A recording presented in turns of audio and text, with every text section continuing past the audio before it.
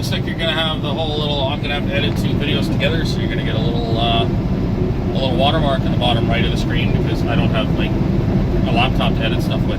I just got a phone call from my dispatch, so I'm not delivering this load tonight. I'm delivering it in the morning, which is, I mean, it doesn't really affect me in any way, to be totally honest. Means I gotta get as close as I can, shut her down for the night, get up in the morning, and carry on. I think I'm gonna get to the TA. Yeah, because I gotta deliver in Kitchener, TA's in Waterloo. I'm basically right there. So what I am gonna do is, I was gonna stop up here and get fuel. I got 3/4 of a tank. There's another fuel station I can stop at that's much closer to where I'm gonna be. So we got, you know, some good, nice, empty, dry highway in front of me. I might as well enjoy the daylight and keep trucking. I got lots of fuel still. I just want to get fuel before I go back in the States. So what's going to happen is I'm going to stop for the night. I'm going to relax, eat a nice big meal so I, you know, feel like crap all night. And then get up in the morning, struggle bust my way into this delivery, get out of there, or just shoot straight back out. The only downside is I'm going to lose a lot of time tomorrow.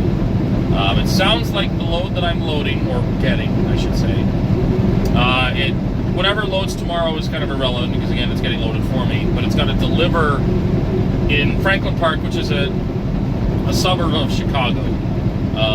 It's got to deliver in Chicago for 7 a.m. the next day. So I've got to make sure that I'm... I mean, again, it's another nice thing with Tanker is there are really no super strict deadlines, especially on deliveries.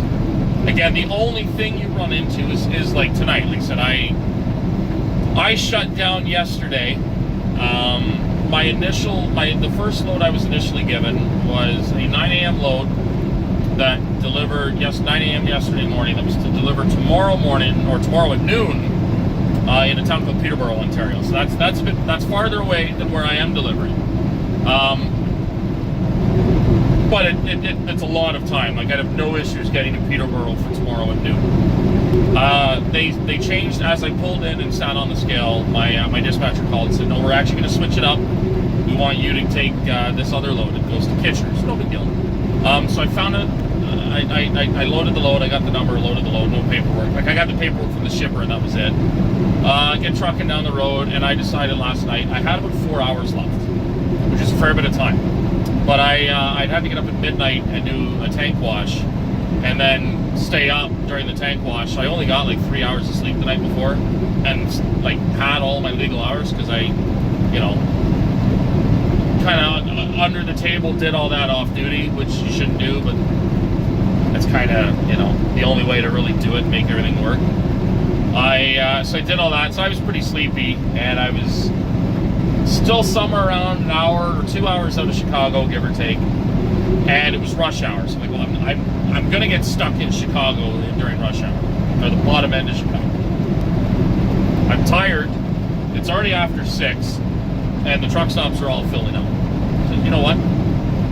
I don't know when this load delivers. I'm assuming it delivers sometime either tomorrow night, which would be this afternoon, or this tonight, or Wednesday morning. I think we're into Tuesday, whatever the day it is. The next day, tomorrow morning.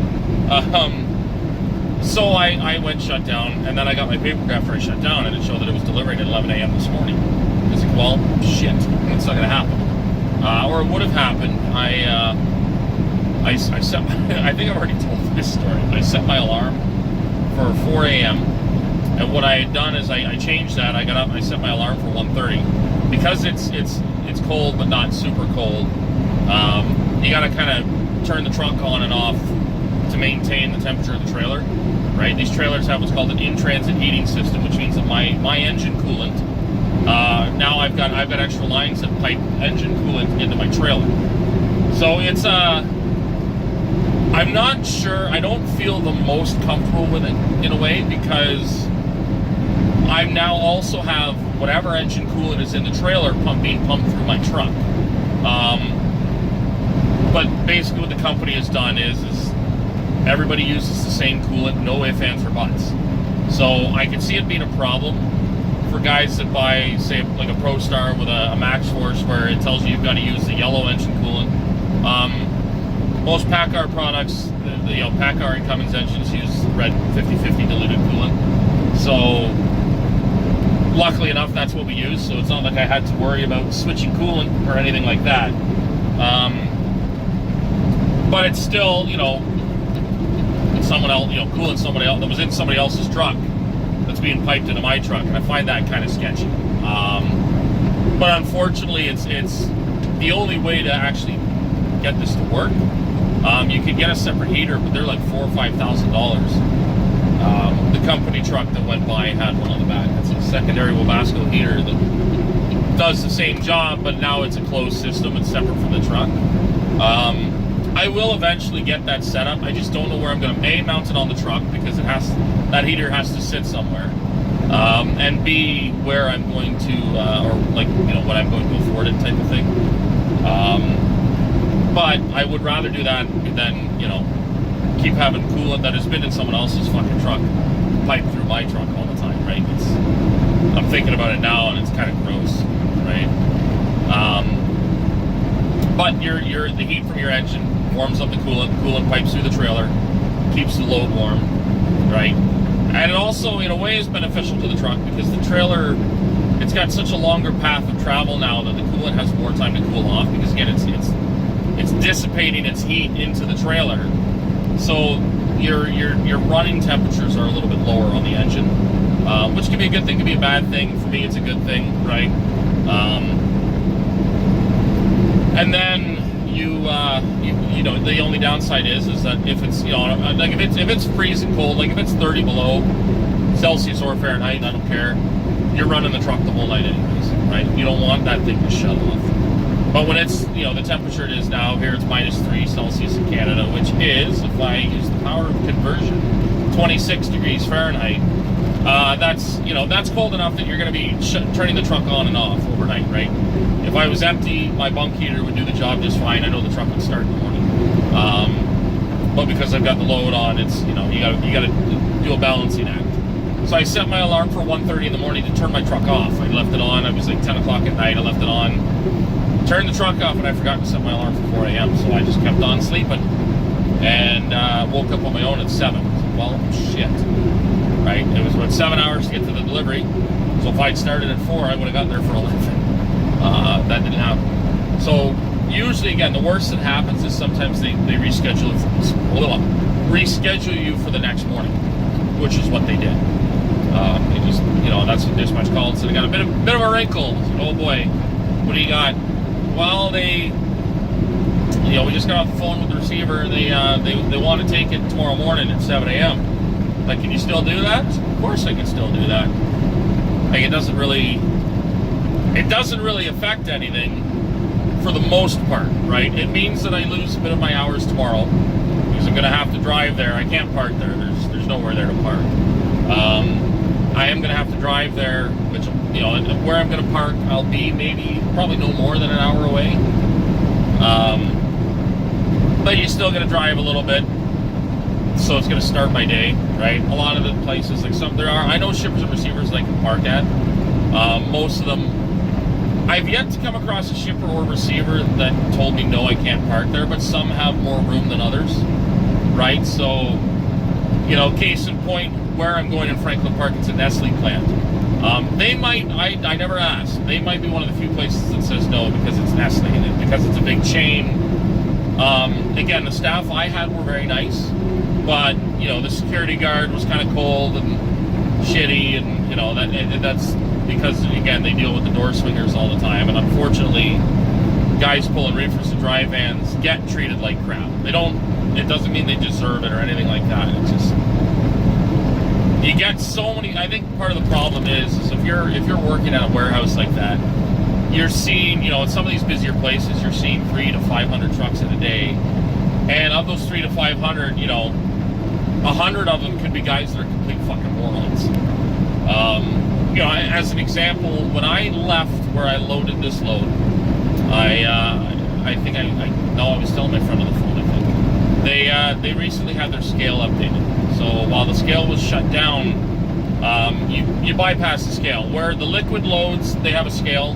Like you park on a scale while they load you, so they get a, as they load you, they get a direct relay of how much you weigh. But the shippers and like the front office still wants you to weigh in and out, or do now. They've fixed the scale. So what it used to be, the scale was down. The laneway next to the scale was wide enough for 2 trucks to go, so you could have traffic going in and out. So you'd have to wait your turn to leave, but you wouldn't be waiting on somebody trying to come in to be able to get out. Now that the scale is finished, they want all truck traffic on the scale.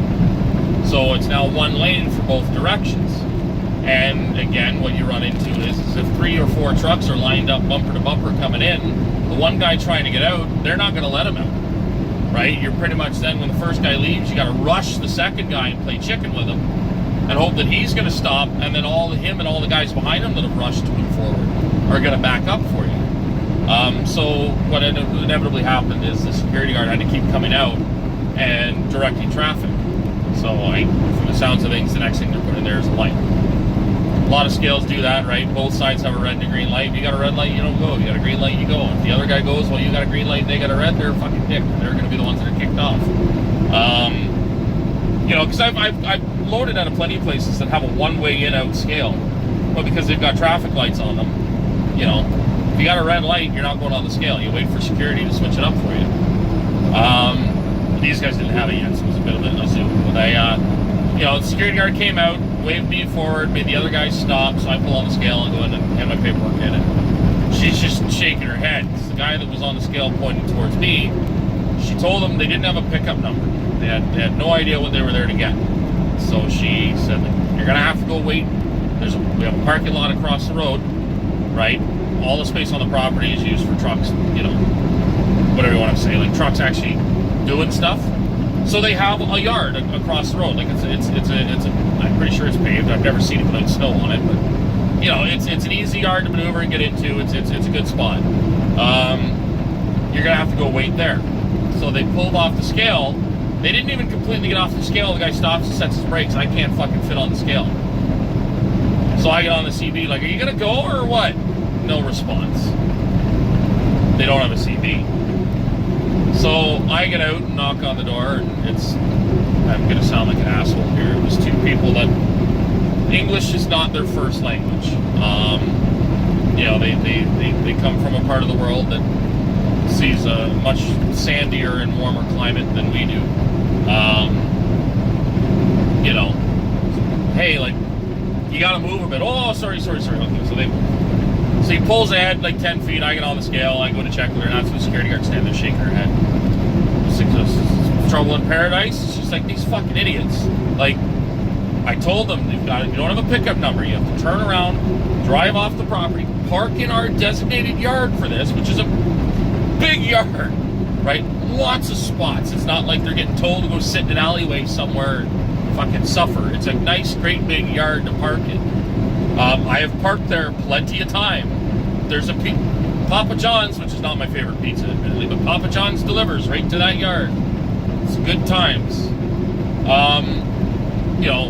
And these fucking morons can't figure it out, because now they were parked in front of a row of trailers, and there's a shunt guy sitting there fucking throwing his arms in the air because he's trying to get on one of these fucking trailers. There's a guy who backed his truck and trailer into there. He's sitting there shaking his head because now he can't fucking leave. He's disconnected from that trailer, right? So finally, somebody went, I guess the shunt guy got out and yelled at them to go and turn around. So they finally loop around, come back out, pull into, and they're now in front of me because I'm doing my scale thing. Pull into the lot and just park, just stop. They just come to a stop as soon as they're clear of the road. And I'm sitting in the middle of the fucking road like, are you guys fucked? Because again, I want to go in there to finish up my paperwork. I'm clear to leave, but I want to pull in there quick, check my paperwork, make sure my logbook's ready to go, boogie down the road.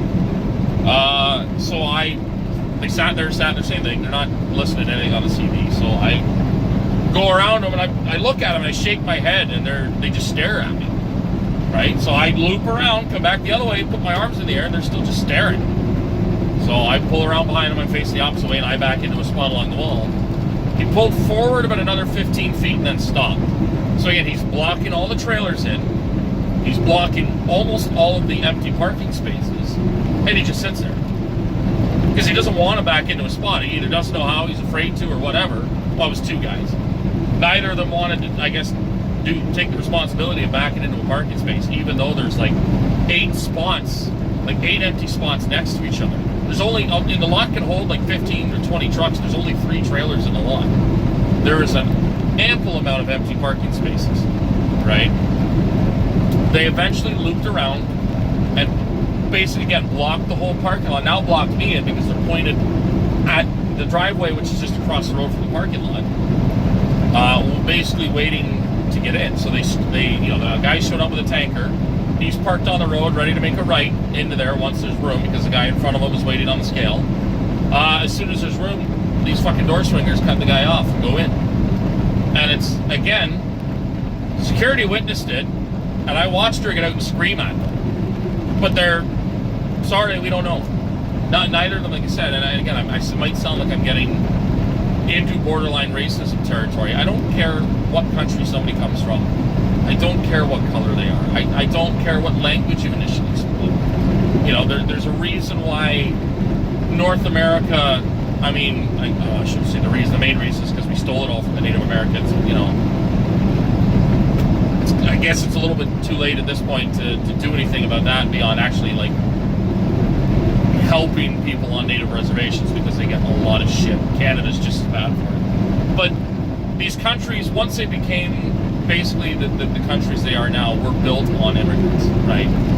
You know, we're all descendants in some way or another of immigrants, unless you're Native, right? So yeah, you're the original people that lived here.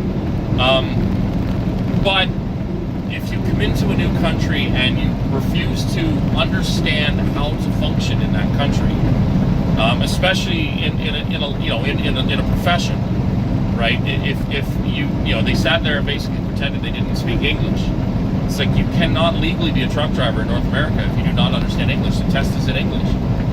You're not allowed to have someone translate for you. I've watched somebody go into a DMV in Buffalo and tell them that he needed to translate for his wife, and the guy said, "No, your wife needs to know English to do the test." So they didn't do the test. His wife couldn't get her license because she didn't know English. I realize that English is a difficult language. It is one of the hardest languages to learn. And it can seem kind of shitty. Nope, you don't learn our language to be here. Especially when a lot of Americans don't learn other languages, right?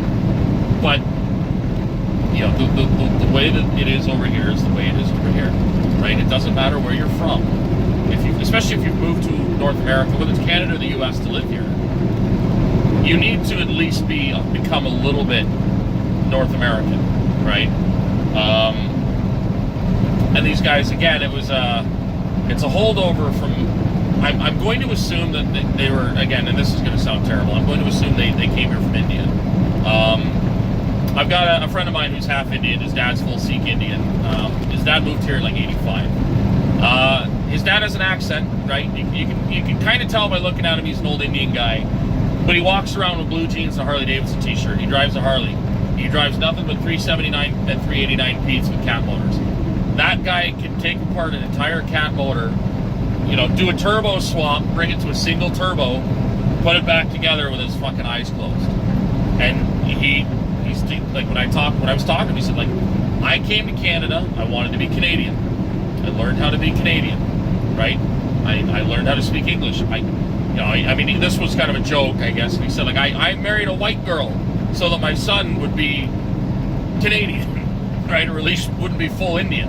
And again, I think it was partly a joke, partly kind of a sad reality, right? That if you're a white guy, you're typically going to have more advantages in life.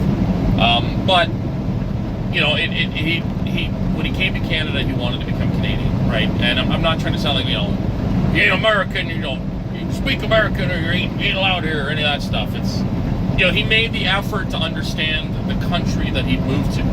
It's no different than if I were to move to Holland, right? Yeah, I could get by in Holland as a tourist speaking English and not really knowing the rules of the road. But if I were to move to Holland and become a truck driver in Holland, I would need to learn Dutch. I would probably need to learn several languages because Holland's not big enough to just drive truck in Holland. You're going all across Europe. right? And I think typically French is the default language most of Europe speaks. So, you know, you're going to have to learn how things are in a different country. So, you know, these particular guys, India is a country that has some relatively lax road laws. Again, to listen to my friend's dad describe it, in India, whoever's in front has right of way, right? It doesn't matter if it's like a photo finish. You know, this SUV, the second he was on frame, he's in front of me, he has right of way. If he wants this lane right then, I give it to him.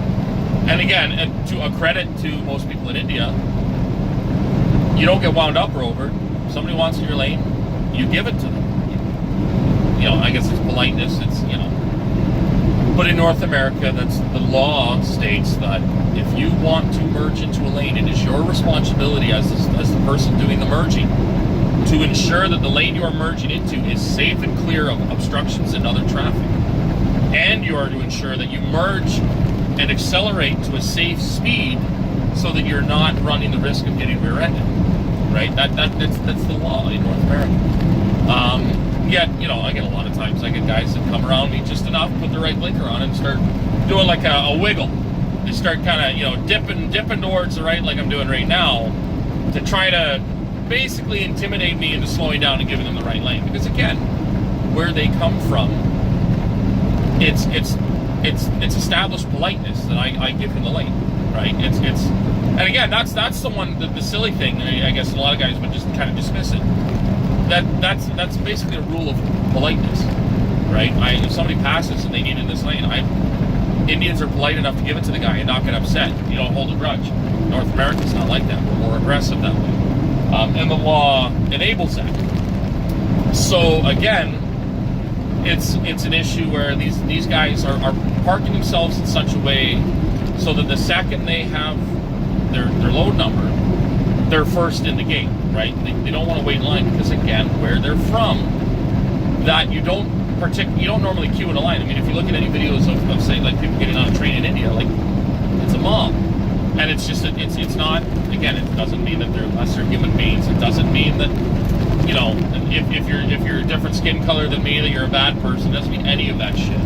But it means that you've grown up in different circumstances, in a different social scenario than North America. And if you want to live in North America, you have to, at the very least, understand the social scenario that you're now involved in, right? We queue. North Americans form lines. We're not always good at staying in them. But if you look at English people are famous for their lines. You form a queue for everything, right? You queue to get queued. Like, and it's, you know, that's the way it is. The guy didn't have a pickup number, so they should have parked in a spot when they got the pickup number, get in line behind the last guy, right? Wait in line, go in and load. And like I said, they got yelled at by that security guard. At that point, it's already too late. They're in the gate. She wasn't about to make the turnaround and, you know, potentially cause a whole other bunch of shit.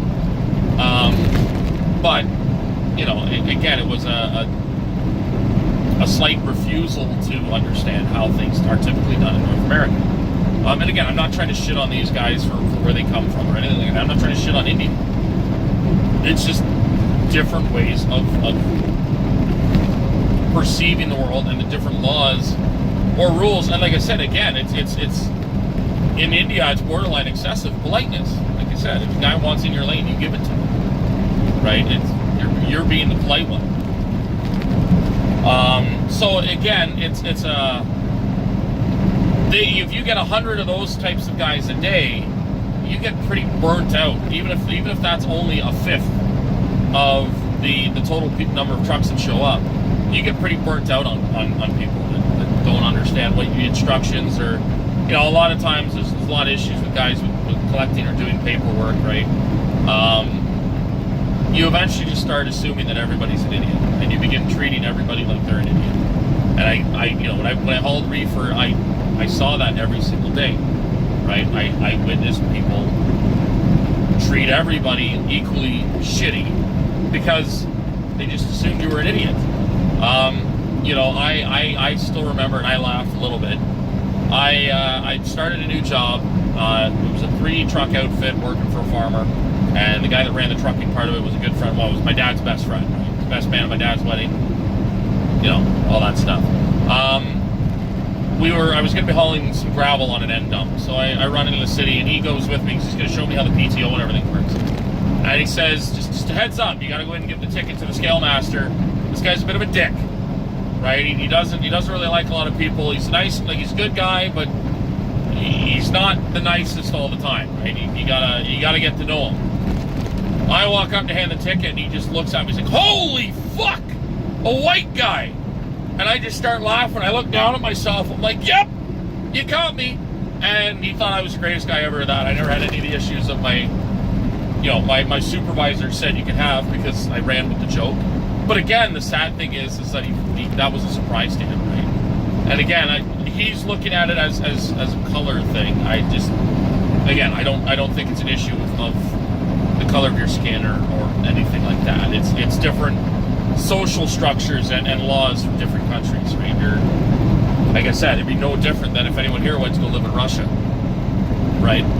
Russia has different rules, different laws, and different unspoken rules, right, that you're going to have to learn.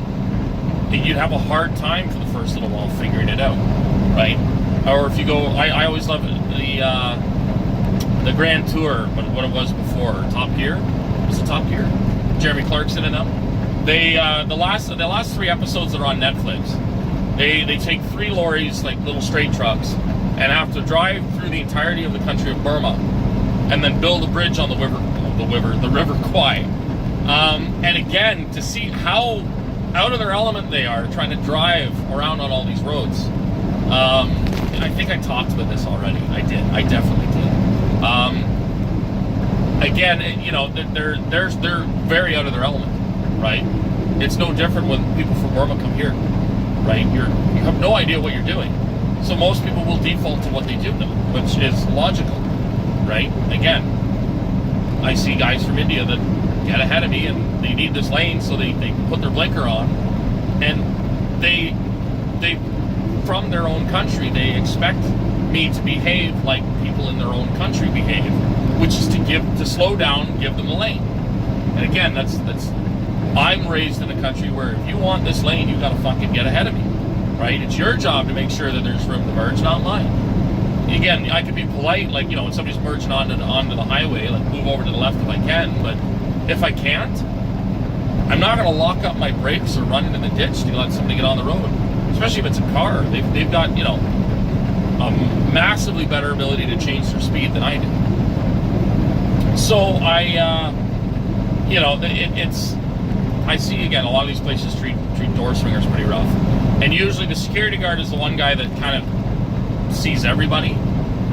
Again, I go to usually a different part of a plant. I go to a completely different staff. I usually get lab technicians that offload me.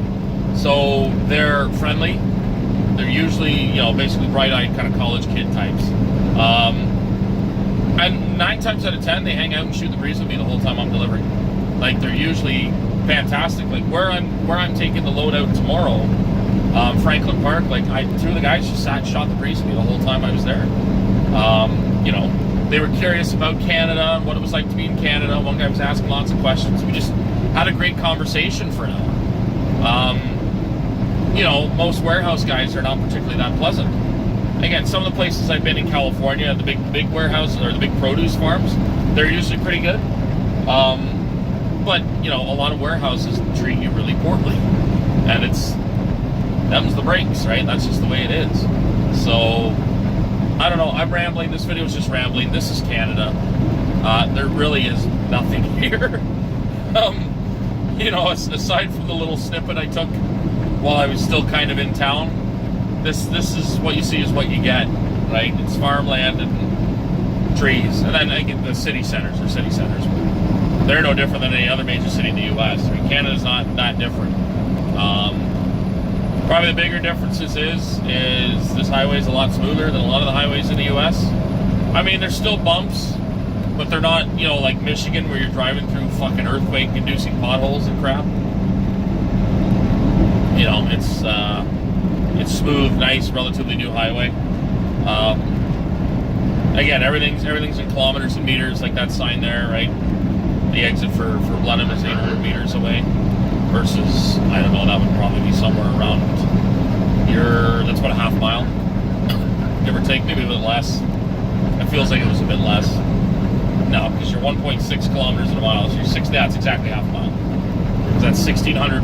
There's 1,600 meters in a kilometer, and there's there's 1,000 meters in a kilometer.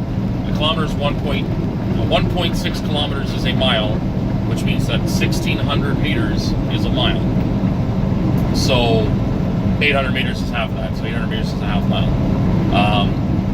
We're learning today. Today's fucking Mathematics 101 with Dan here. It's going to be great.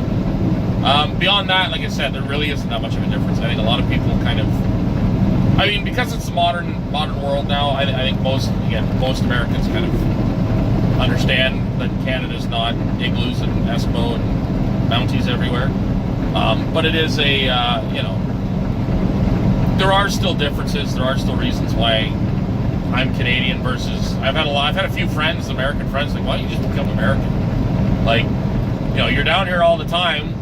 We got lots of places for you to stay and hang out. I got one buddy that's already freaking told his boss about me, and they want me to go and run freaking produce up down California for him. It's like, I don't want to become American. I'd have to become American to go do it, right? And I like where I work, right? But I like being Canadian. I'm proud of the country I'm from, right? If I was going to move anywhere, it would probably be Holland, because that's where my family originates from, and I have family there. But I don't think I would move to the States, right?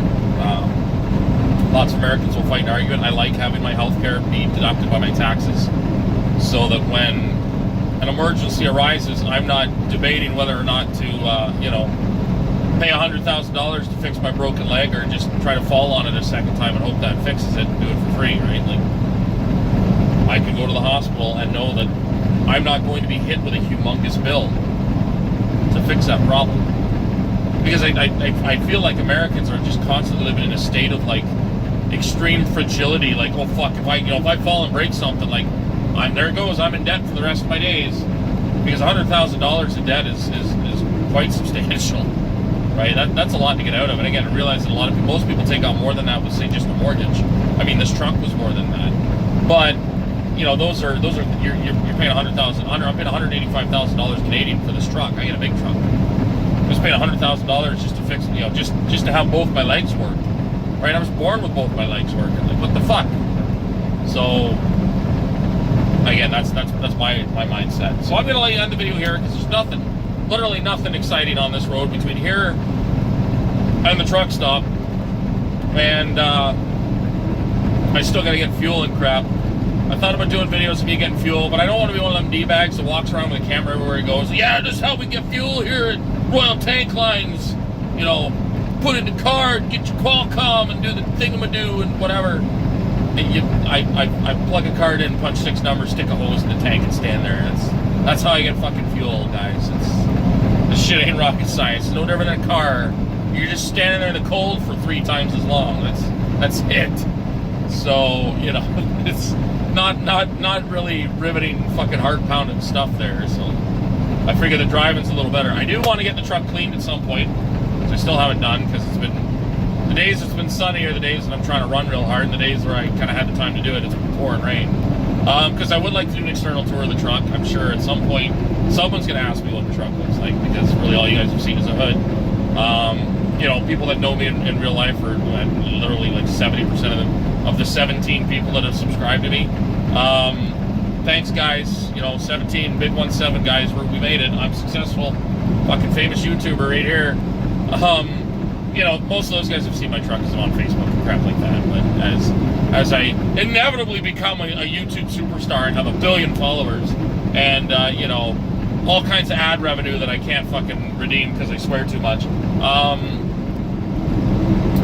I figured at some point a tour of this truck is going to be on the menu. I just want it to be spotless and clean and not make it look like a dirty fucking dump when I do it. So, on that note, everybody have a fun time. This is the land of poutine and fucking moose. And y'all just take off there, fucking hose bags.